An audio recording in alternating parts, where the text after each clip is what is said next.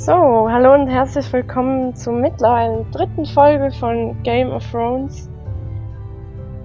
Wir machen da weiter, wo wir das letzte Mal stehen geblieben sind.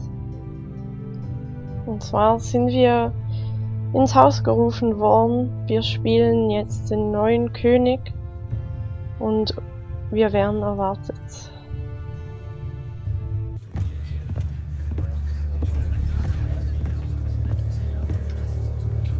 They showed up unannounced. Lord Whitehill is in a lather. I assume you explained to Lord Ethan why they're here? Business with Garrett.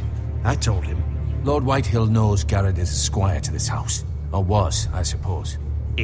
Was. It makes no difference. The Whitehills were clearly in the wrong, so don't give him any satisfaction. Out there, you were decisive and firm. Now do it again with these bastards. Let's not do something rash. Things are bad enough as it is. I can handle Lord Whitehill. Well said, my lord. Now is not the time to anger Lord Whitehill any more than he already is. He's got 5 times as many men, and the backing of House Bolton. All the more reason to stand up for ourselves. Only cowards and dead men roll over.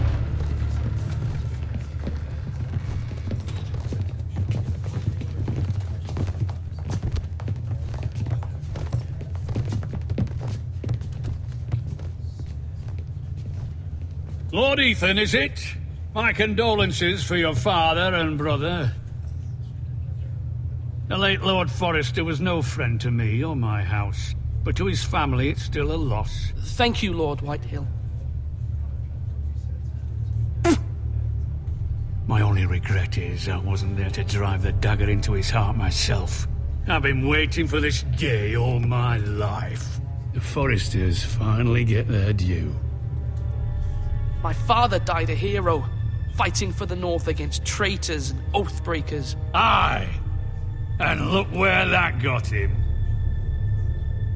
And no bread and salt!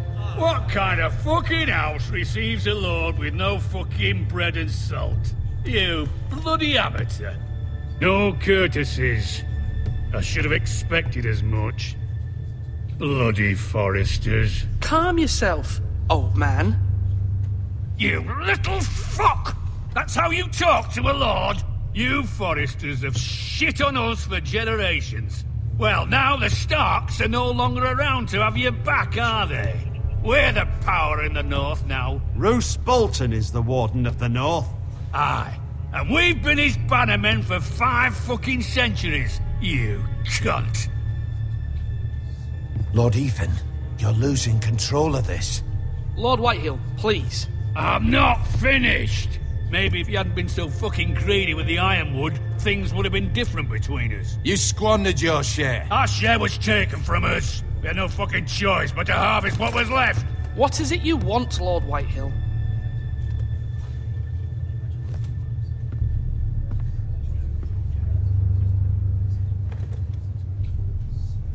Your man, the squire. We were minding our own business, keeping the king's peace, as his lordship here said, when your man attacked us for no reason. Hear that? Attacked for no reason. No reason? You murdered his family. Then you admit it was your man who killed my men. And a pig farmer at that. How do you answer for your squire, Lord Ethan? He acted in your name.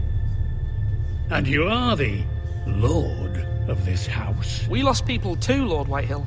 Your men murdered his entire family. You lost pig farmers, not soldiers. Soldiers worth 100 of their type. Where's the fucking coward who killed my men? I know he's here. What have you done with him? I took care of it. He received his punishment and it's done. He's gone. What? Gone? That was my justice to deliver, boy, and you denied me of it. I'm not leaving until I have my justice. Now bring me the coward who did it, or you'll answer to Roose Bolton. What kind of fucking house is this? A house of honorable men.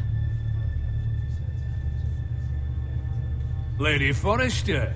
You bellow like a wounded boar, Lord Whitehill. Have you forgotten your manners? I mean no disrespect to you, my lady, considering your losses and all. But this is not over. It's over when my son says it is. This is over, Lord Whitehill. Ethan is Lord of Ironrath now. By rights, his word is law here. If that displeases you, then I trust you can find the door. That lad may be lord of this house, but Lord Bolton will have the final say. I'll send him a raven letting him know a Forrester man killed one of his own, that the new Lord Forrester lied to my face and denied me my justice. Then we'll see whose word is law. Do as you like, Lord Whitehill. Ganz schön schwer, als so junger Mann ein König zu sein. Aber die Lady ist echt tough, die gefällt mir. I was wrong about your son, my lady. He stood up to him like a true lord. You were brave, my son. But you'll need to be braver still when Ramsay Snow arrives to see you bend the knee. Prepare a raven. We need to send word to Mira in King's Landing at once.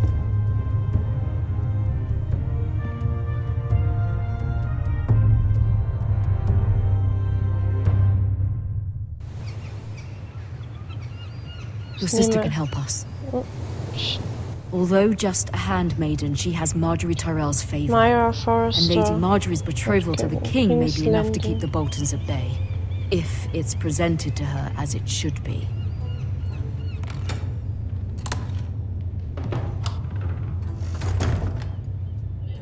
Okay, wir sind wieder jemand Neues. Ich finde das mit den Charakterwechseln echt ziemlich gut gemacht.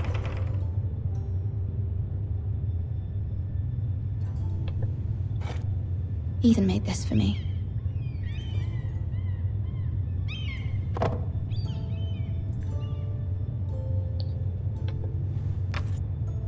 Asher sent me this coin to remember him. What a strange place, Essos. Ich nehme an, das ist die Freundin oder eine Freundin von Ethan. Achso. Wir lesen es natürlich.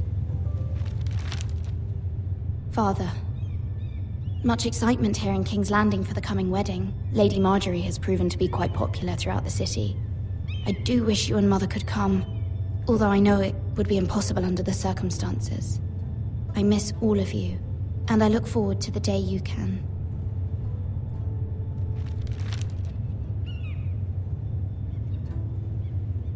Okay.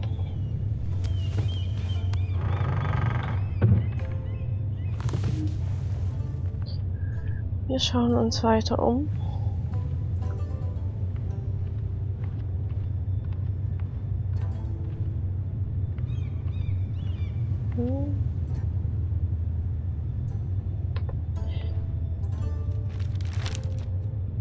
It troubles me to even ask this of you, but you must appeal to Lady Marjorie to intervene on our behalf. She is our best hope, and can be a powerful ally, especially now when your family so desperately needs her help.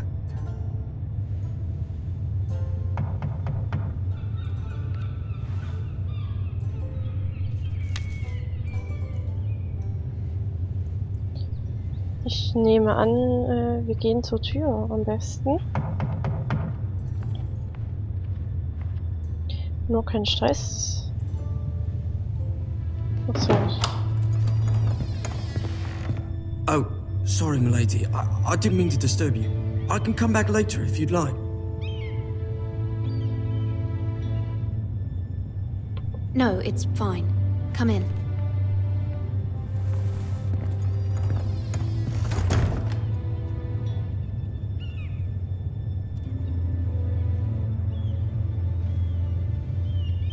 Begging your pardon, milady, but you all right? If you don't mind my asking, you seem rather upset. I'm fine, thank you. Of course, milady.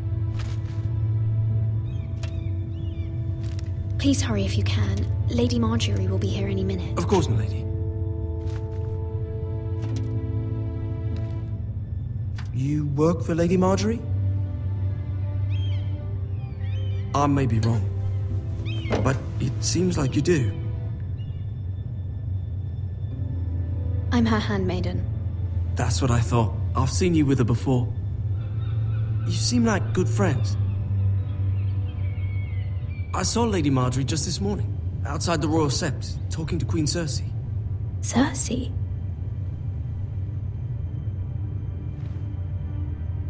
They appeared to be having some sort of disagreement. I couldn't hear much, but... What did they say? I couldn't make out much, but I know they were talking about the Starks and House Forrester. House Forrester? I hope you're not in any kind of trouble. But I thought you ought to know. Most people don't tend to notice a callboy. Not in King's Landing, with so many lords and ladies about. You see and hear all sorts of things when people don't even know you're there. Good night, milady.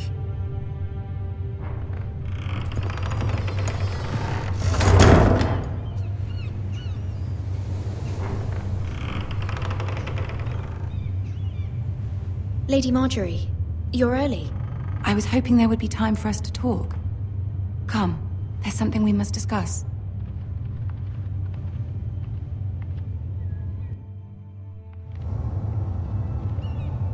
From the day you arrived in Highgarden, I've thought of you more as a friend than as my handmaiden. A dear friend, in fact. Thank you, my lady. And you know how I feel about what's happened to your family. I feel your pain as if it were my own. What you've suffered is beyond imagining. And your poor family as well. I need your help, my lady. Of course, and I will help you in any way I can. But there's another matter we must attend to first. You must understand there are limits to what I can say, especially here in King's Landing, now that I am to be queen.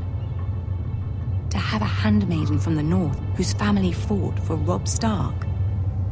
It raises questions at a time I can least afford.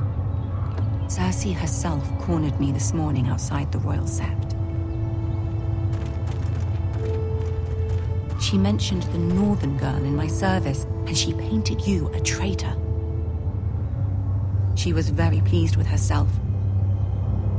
Her face was full of mirth as she said it. How did you respond? I told her you are one of my most trusted handmaidens, that you can hardly be blamed for the actions of your father and brother. Nonetheless, she demands an audience. She wants an apology of some sort, for what I don't know, but she's waiting for us now, and I promised I would bring you to her. I wouldn't ask this of you if it were not important. I cannot afford any conflict with Cersei with the wedding so near. What do I say? Find a way to appease her. Humor her. Tell her what she wants to hear. See if the Queen Regent is ready to receive us.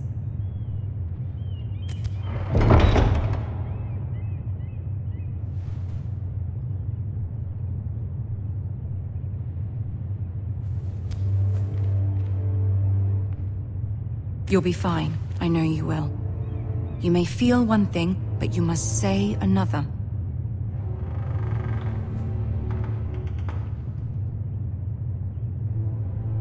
Good luck. Okay. Also nicht nach meinem Gefühl handeln, sondern genau das Gegenteil.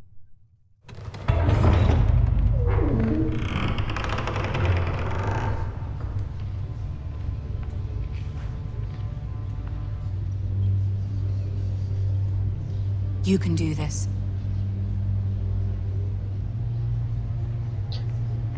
Das muss dann der berühmte Halfman sein.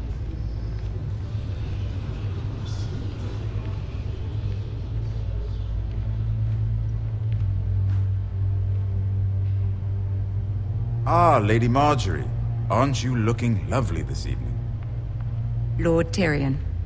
Your Grace? With your permission, allow me to introduce Lady Mira of House Forrester.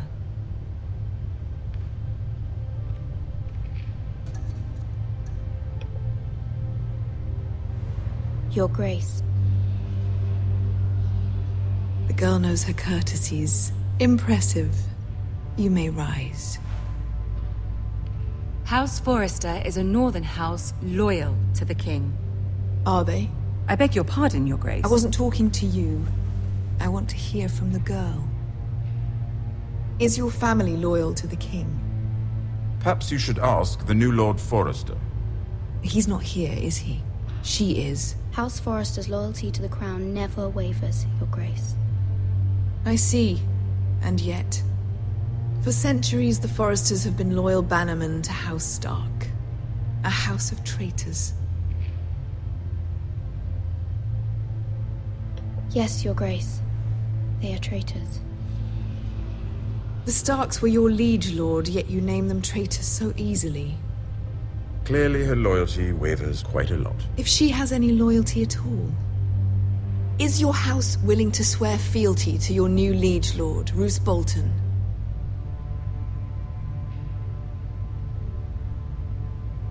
Yes, Your Grace. Absolutely. I see. Despite the fact Roose Bolton allied with Walder Frey. If it was me, I'd find it difficult to so quickly forgive the men who killed my father. Old allegiances are not easily abandoned. But now that the war is over, we must look to rebuild and forge new alliances. There are ships and shields to be built, and Joffrey will need a steady supply of ironwood for his armies. I'm told there are others who would happily serve that purpose, but I trust we can rely on House Forrester. Forrester Ironwood does seem rather unique. Yes, Your Grace. It would be a shame to see it fall into the hands of another house. I imagine you'd do almost anything to prevent that from happening, wouldn't you? Ask any Lannister, and they'd do whatever was necessary to save Casterly Rock. It would be unfortunate to see another house lay claim to what's yours. I won't dishonor myself, Your Grace.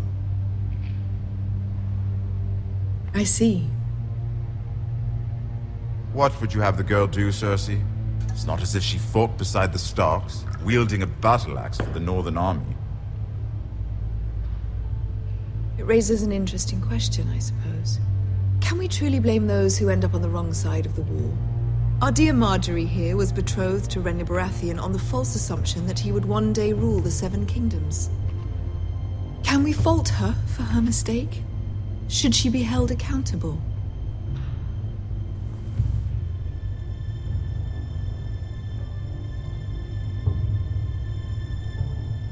It is not her place to say, Your Grace.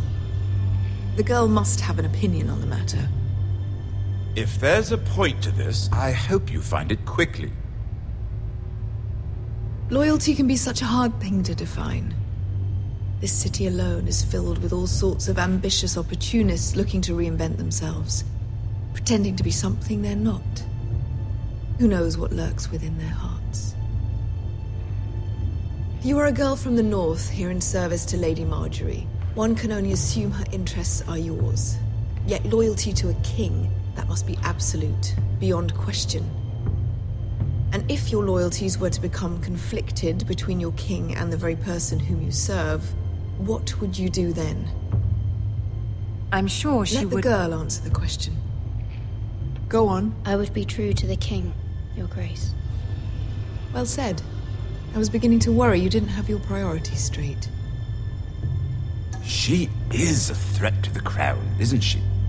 The most dangerous handmaiden in all of King's Landing. My sense is this girl will say almost anything to get what she wants. Which is not very encouraging. I'd like a word with you, if I may. Of course, Your Grace.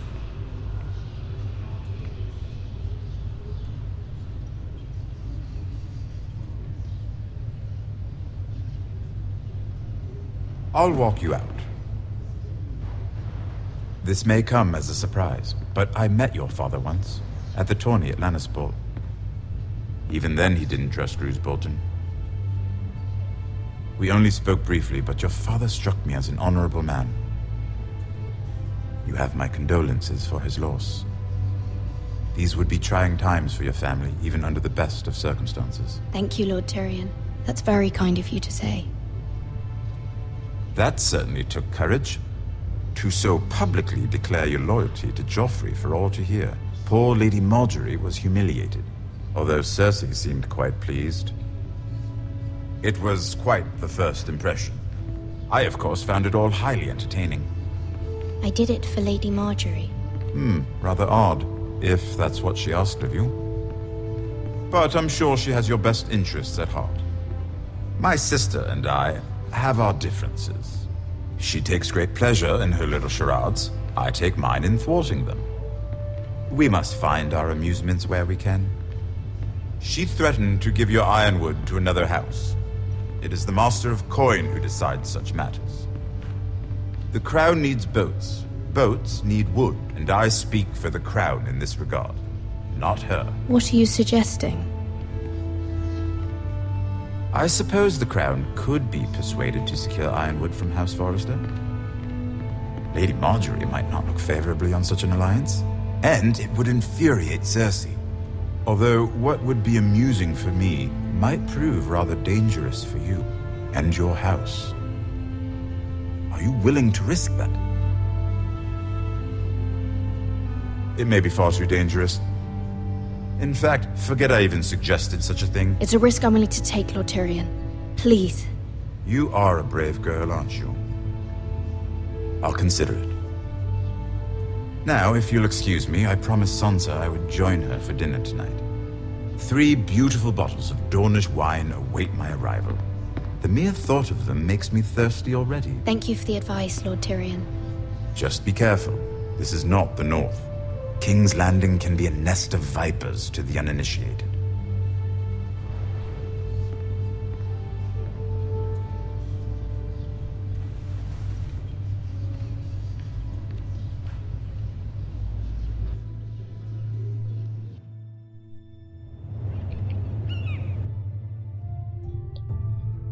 So, nun ist auch die 3. Folge erstmal zu Ende. Wir fahren das nächste Mal da fort, wo wir heute aufgehört haben. Ich hoffe, ihr seid dann wieder mit dabei. Vielen Dank fürs Zuschauen. Bis zum nächsten Mal. Tschüssi.